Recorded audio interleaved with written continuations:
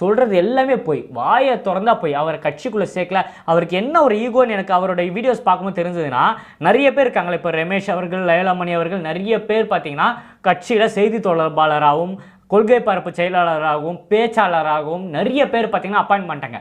அந்த லிஸ்ட்லாம் இவர் பேர் வரல.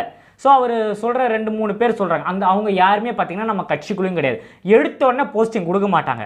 ஸோ அவர் சொல்கிற ஒரு விஷயம் இருக்குது, காசு இருந்தால் நீங்கள் போஸ்டிங் வாங்கலாம், காசு எடுத்துகிட்டு போனால் மாவட்ட செயலாளர் வாங்கலாம். ஸோ என்னை பொறுத்துக்கோங்க, என் வீடியோவில் இவ்வளோ நாள் நான் காட்டாத ஒரு விஷயம், அதாவது கொஞ்சம் 2-3 நாள் வச்சுருந்தேன், அதுக்கப்புறம் நான் எடுத்துட்டேன்.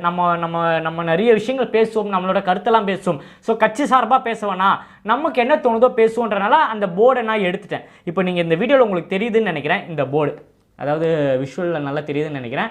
இந்த போர்டு பார்த்தாலே தெரியும், மாநில இணை ஒருங்கிணைப்பாளர் சமூக ஊடக பிரிவு, வேறு யாரும் கிடையாதுங்க, நான் தான். அதாவது சின்ன வயசுலேருந்து உறுப்பினராக இருந்து விஜயனோட மன்றத்தோட துணையாக இருந்து அதுக்கப்புறம் மன்ற தலைவராகி வட்டத்துக்குள்ளே வந்து வட்டத்தில் போஸ்டிங் வாங்கி 2015 இதே ஒரு சொல்கிறேன்ல, 2016 புசி ஆனந்த் ஐயா உள்ளே வந்தாருன்ட்டு, 2015 பனையூரில் எனக்கு வில்லியோகத்தோட கிழக்கு பகுதி தலைவராக பார்த்தீங்கன்னா இதே ஐயா பூசி ஆனந்த் சார் தான் எனக்கு போடுறாரு போஸ்டிங். 2ஆக பிரிக்கிற வில்லிவாக்கம் கிழக்கு மேற்குன்னு சொல்லி கிழக்கு பகுதி செயலாளர் பகுதி தலைவராக என்ன போடுறாரு.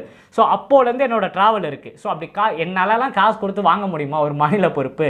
ஸோ என்னாலே ஃபஸ்ட்டு நம்ப முடியல. என்னோட உழைப்பும் நான் ஒர்க் பண்ணுறதை வச்சு அவ்வளோ நலத்திட்ட உதவிகள், அண்ணன் பேரில் அவ்வளோ ஃபங்க்ஷன்ஸ், நிறைய விஷயங்கள் நான் சொன்னல. 2013 டைமில் புசி ஆனந்த் சாரே பார்த்தீங்கன்னா என் நிகழ்ச்சி பண்ணி வச்சார் நான் மன்ற தலைவராக இருக்கும்போது.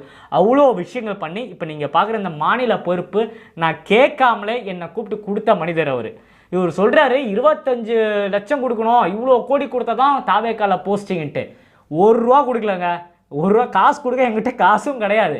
ஸோ என்னோட உழைப்பை பார்த்து எனக்கு மாநில லெவலில் ஒரு போஸ்டிங் கொடுத்துருக்காரு.